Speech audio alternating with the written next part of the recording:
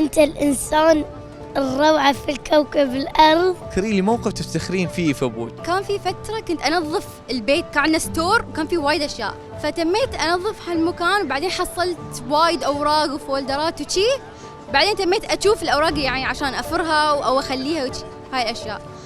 بعدين حصلت ورقة مكتوب عليها كافل يتيم واسم أبوي مكتوب فيها. فهذيك اللحظة وايد حسيت فخر بأبوي لأنه كان يساعد الناس إنزين مع إنه هو يعني ما عنده. اذكر لي موقف تتذكره مع الوالد وله تأثير كبير عليك. يعني مواقف كتير وانت بتلعب في الشارع ويجي ياخدك من الشارع وانت مش عايز، على طول لازم يجيبك ويبقى خايف عليك، بس انت بتبقى زعلان. يوم يساعدني، يسوي لي الأشياء الزينة، يسوي كل شيء حقنا ويخدم الوطن. كيف تعبر الحين عن حبك للوالد؟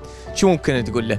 والله أقول له الصراحة إنه هو السند وهو كل شيء بالنسبة لي الصراحة وما قصر. أحبك وايد، أنت أحلى إنسان في حياتي، أنت الإنسان الروعة في الكوكب الأرض. ابوك في كلمة. كريم وطيب. السند.